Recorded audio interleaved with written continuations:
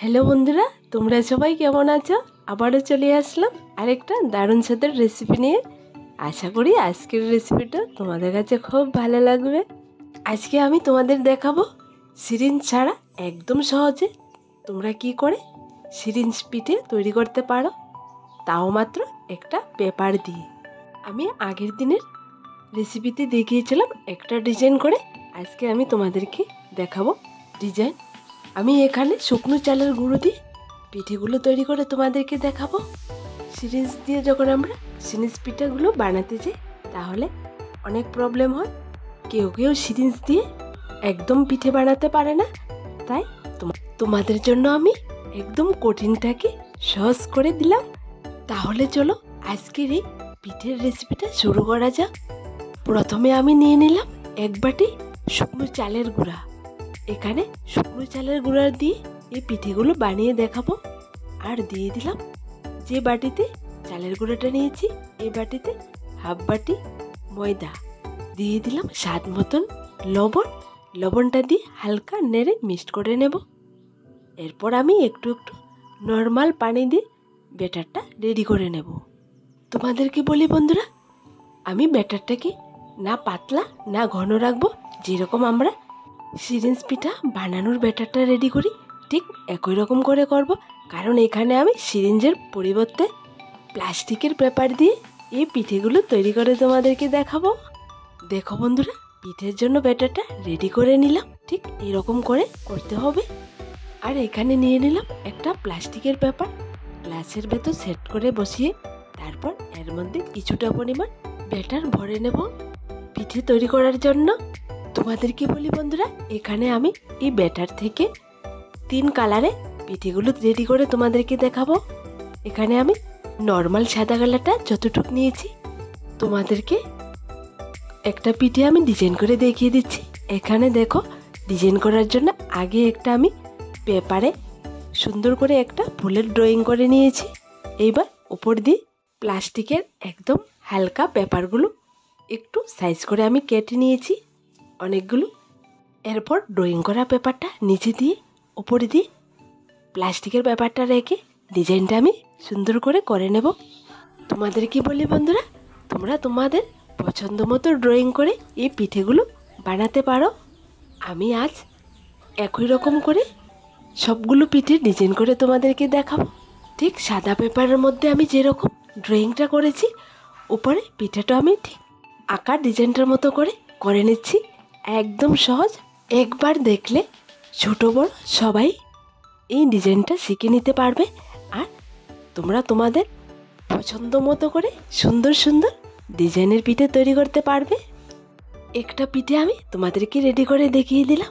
এবার চুলোর মধ্যে আগে থেকে একটা স্টিমার বসিয়ে রেখেছিলাম। স্টিমারের মধ্যে পিঠের ডিজাইনটা দিয়ে উপর দিয়ে ঢাকনা দিয়ে রেখে দেবো প্রায় 2 থেকে 3 মিনিটের মতো। 2 থেকে 3 মিনিটের পর 3 মিনিটের পর দেখো বন্ধুরা, পিঠাটা একদম হয়ে গেছে। এবার নামিয়ে নেব। দেখো বন্ধুরা, পিঠের ডিজাইনটা খুবই সুন্দর হয়েছে। এবার আমি এখানে বাকি যে ব্যাটারটা ছিল এই ব্যাটারটা 2 ভাগ করে 2 কালার করে নিলাম, একটা ইয়েলো কালার একটা রেড কালার। এবার আমি একটু সুন্দর করে ডিজাইন করে পিঠেগুলো তৈরি করব। এখনের পিঠেগুলো সেম প্রথম পিঠেগুলোর মতোই হবে, কিন্তু হালকা ডিজাইন আমি করে নেব। দেখো বন্ধুরা, আরেকটা পেপার নিয়ে নিলাম, পেপারের মধ্যে হলুদ কালারের ব্যাটারটা ভরে নিলাম। এবার আমি আবার ডিজাইনগুলো করছি, ঠিক একই রকম করে ডিজাইনগুলো করব, কিন্তু মাঝখানে একটু কালারিং করে। তোমাদেরকে বলি বন্ধুরা, এখানে আমি শুকনো চালের গুঁড়োর সঙ্গে সামান্য পরিমাণ ময়দা দিয়ে এই পিঠেগুলো তৈরি করেছি। আর তোমরা যদি চাও শুধু চালের গুঁড়ো দিয়ে পিঠেগুলো তৈরি করবে তাও পারো। এই পিঠেগুলো বানানোর সময় চালের গুঁড়ার সাথে যদি কিছুটা পরিমাণ ময়দা মিক্স করা যায় তাহলে পিঠেগুলো শুকানোর পর যখন ভাজা হয় একদম সফট হয়, মুখে দিলে মিলে যায়। দেখো বন্ধুরা, প্রথমে হোয়াইট কালার ব্যাটারটা দিয়ে ডিজাইনটা করে নিলাম, তারপর মাঝখানে একটা একটা করে ইয়েলো কালার ডিজাইন আমি করে নিচ্ছি। তোমরা ঠিক এরকম করে তোমরা তোমাদের মনের পছন্দ মতো ডিজাইন এঁকে এই পিঠেগুলো তৈরি করতে পারবে। একদম কম সহজে। তোমাদেরকে বলি বন্ধুরা, তোমরা যদি একবার এরকম প্লাস্টিকের পেপার দিয়ে পিঠেগুলো তৈরি করো তাহলে আর ঝামেলা করবে না। তোমরা ভাবলে অবাক হবে, প্লাস্টিকের পেপার দিয়ে এত সুন্দর করে সিরিজ পিঠা তৈরি করা যায়।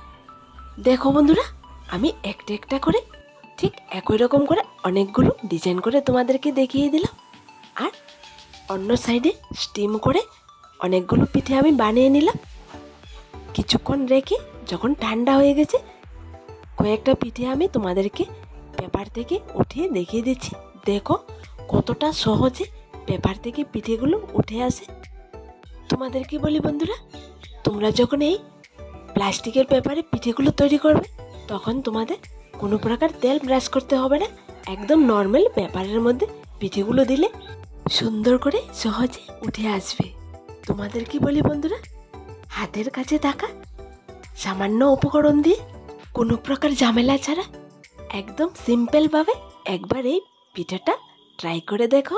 দেখো বন্ধুরা, একই ডিজাইন করে আমি একবার ইয়েলো কালার দিয়ে, একবার হোয়াইট কালার দিয়ে, একবার রেড কালার দিয়ে এরকম করে মিলিয়ে ডিজাইন করে সবগুলো পিঠে তৈরি করে নেব। সবগুলো পিঠে আমি তৈরি করে নিলাম। আর মাত্র এক বাটি চালের গুঁড়া দিয়ে এখানে আমার 2 প্লেট পিঠে হয়েছে। আর যখন এই পিঠেগুলো শুকানোর পর ভাজা হবে তাহলে তো 2 প্লেট নয় 4 প্লেটেও। দেখো বন্ধুরা, একদম সামনে থেকে তোমাদেরকে দেখাচ্ছি পিঠের ডিজাইনটা কত সুন্দর হয়েছে। এইবার ঈদের এই স্পেশাল পিঠাটা তোমাদের কাছে কেমন লাগলো ছোট্ট একটা কমেন্টে লিখে জানাবে।